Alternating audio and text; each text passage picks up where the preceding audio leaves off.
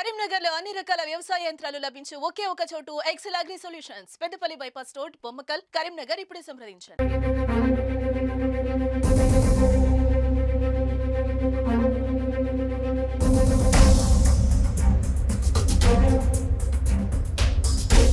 ప్రస్తుతం మనం Karimnagar railway station సమీపంలో ఉన్న తీగలగుట్టపల్లి వద్ద ఉన్నాము.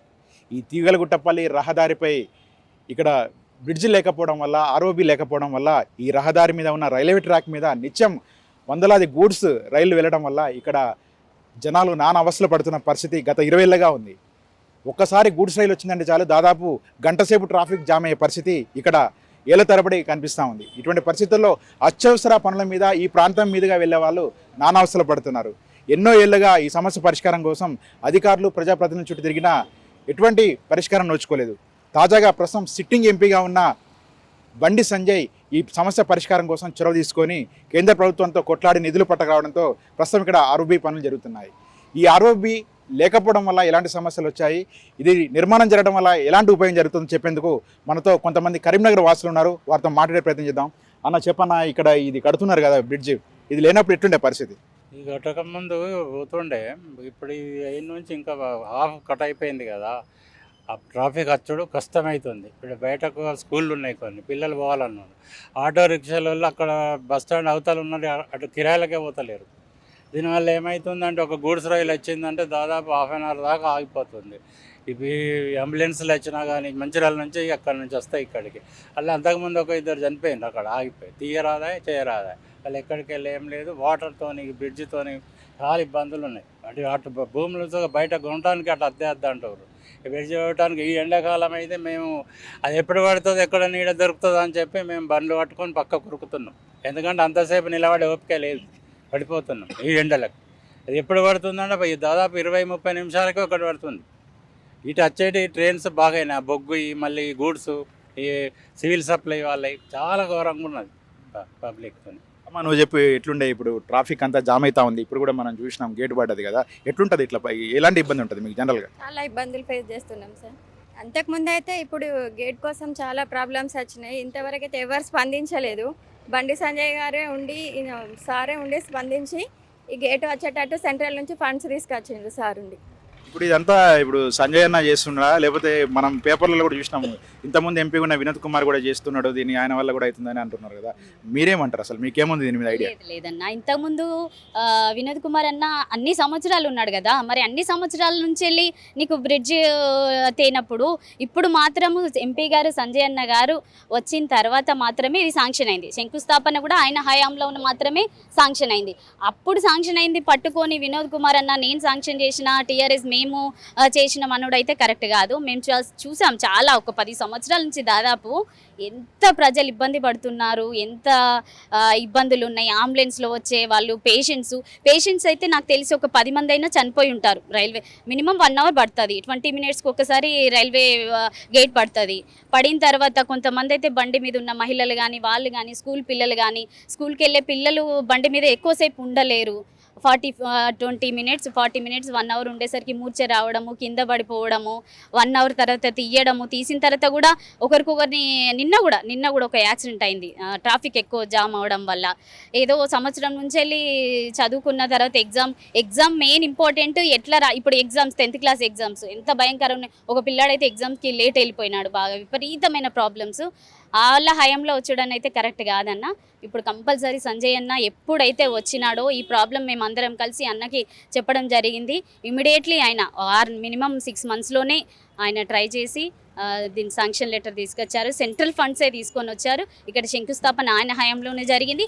మేము భావించేది ఏంటంటే ఖచ్చితంగా మా ఎంపీ గారు సంజయ్ అన్న గారు మాత్రమే ఈ రైల్వే బ్రిడ్జి శాంక్షన్ జరిగింది. అది అందరికీ కరీంనగర్లో 10 సంవత్సరాల పిల్లగాడిని అడిగినా కూడా చెప్తారు, 10 నుంచి 60 సంవత్సరాల పిల్లగాడిని అడిగినా చెప్తారు.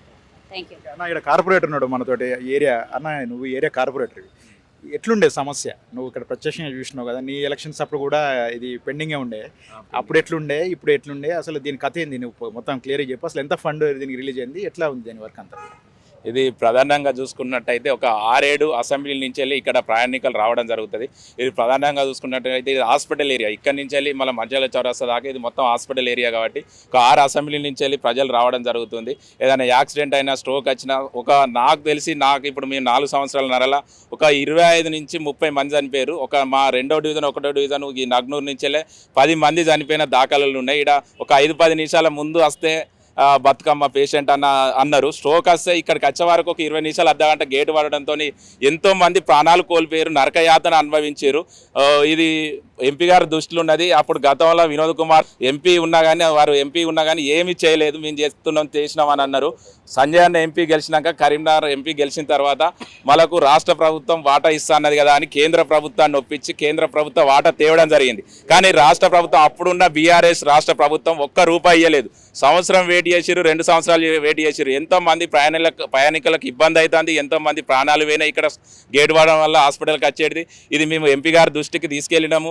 ఎంపీ గారు సుద్ధా రాష్ట్ర ప్రభుత్వానికి లేఖలు రాయడం జరిగింది. అప్పుడున్న బీఆర్ఎస్ ప్రభుత్వానికి మేము కేంద్రం నుంచి నిధులు ఇచ్చినాం, మీరు రాష్ట్ర ప్రభుత్వం వాటా ఇవ్వండి, మేము పనులు మొదలు పెట్టిస్తామని ఎన్నిసార్లు చెప్పినా కానీ స్పందించని రాష్ట్ర ప్రభుత్వం గతంలో స్పందించలే బీఆర్ఎస్ ప్రభుత్వం. ఇవాళ నేను చేసినా అంటే వాళ్ళ విఘ్నతకే వదిలేస్తున్నాం. అది ఎవరు చేసిరు ఎవరు తెచ్చిరు అనేది ఎంపీ గారు నితిన్ గడ్కరీ, కేంద్ర మంత్రి నితిన్ గడ్కరీని, రైల్వే మంత్రిని ఒప్పించి, ప్రధానమంత్రిని ఒప్పించి సేతు బంధన్ పథకం కింద 154 కోట్లు కరీంనగర్ ఎంపీ బండి సంజయ్ గారు తీసుకురావడం జరిగింది.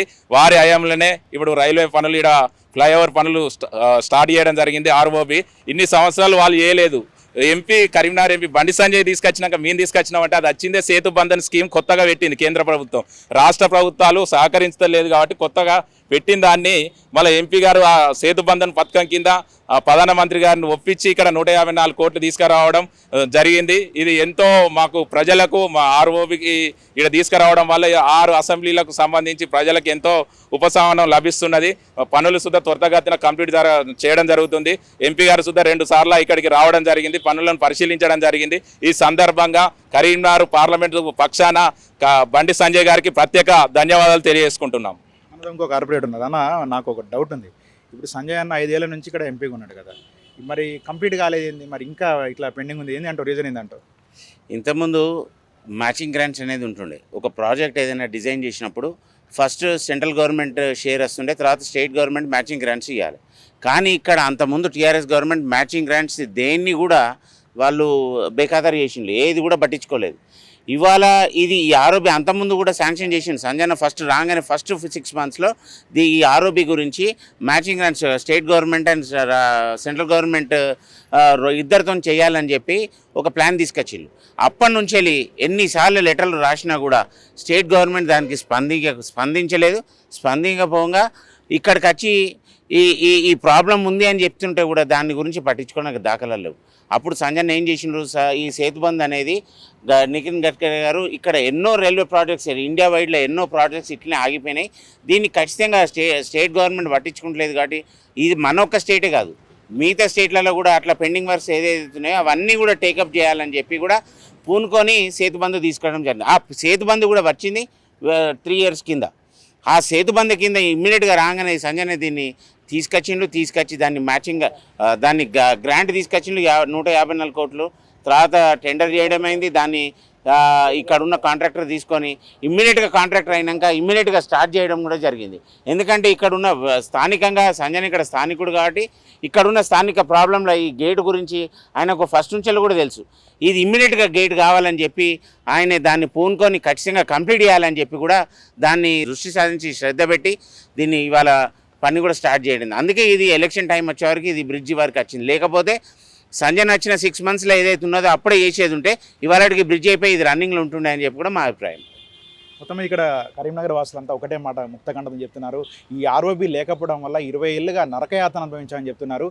ఒకవైపు చిన్నపిల్లల నుంచి మరొక వృద్ధుల వరకు కూడా ఈ వైపు రావాలంటేనే భయపడే పరిస్థితి ఉంది. ఎందుకంటే ఒకసారి గూడ్స్ రైలు వచ్చిందంటే అరగంట నుంచి గంట సేపటి దాకా ట్రాఫిక్ జామ్ అవుతుంది. అదే సందర్భంలో అనారోగ్యంతో అంబులెన్స్లు వెళ్ళేవారు ప్రాణాలు అరచేతులు పెట్టుకోవాల్సిన పరిస్థితి, పరీక్షలకు వెళ్ళేవారు ఆలస్యంగా వెళ్ళే పరిస్థితి, అత్యవసర పనుల మీద వెళ్ళేవారు వాయిదా వేసుకునే పరిస్థితి, ఇట్లా రకరకాలుగా ఇక్కడ కరీంనగర్ వాసులు అనునిత్యం 20 ఏళ్ళుగా పడుతున్న నరకయాతనకు ఇప్పుడు ఒక ముగింపు పలికిన అవకాశం కల్పిస్తుందని కూడా చెప్తున్నారు. కరీంనగర్ ఎంపీగా ఉన్న బండి సంజయ్ ప్రత్యేక చొరవ చూపెట్టి రాష్ట్ర ప్రభుత్వం నిధుల విడుదల విషయంలో నిర్లక్ష్యం చూపుతున్న సేతుబంధు పథకం కింద పూర్తిగా 100% కేంద్ర నిధులు పట్టుకొచ్చి ఇక్కడ ఈ ఆర్ఓబి నిర్మాణాన్ని వేగంగా పూర్తి చేస్తున్నారని, రాష్ట్ర ప్రభుత్వ అలసత్వం కారణంగానే ఇంతవరకు ఆలస్యం జరిగిందని చెప్తున్నారు. ఈ ఆర్ఓబి పూర్తయితే మాత్రం ఈ ప్రాంతం నుంచి ప్రయాణం చేసే దాదాపు 6-7 కాన్స్టిట్యున్సీల పరిధిన ప్రజలకు మాత్రం పెద్ద రిలీఫ్ కల్పించే అవకాశం కనిపిస్తూ ఉంది. ఎటువంటి అవాంతరాలు లేకుండా ఈ ప్రాంతం నుంచి ప్రయాణం సాగే అవకాశం కూడా కనిపిస్తూ ఉంది. కరీంనగర్ నుంచి కెమెరామెన్ రాజ్ కుమార్తో నాగేందర్ ఫర్ సుమన్ టీవీ.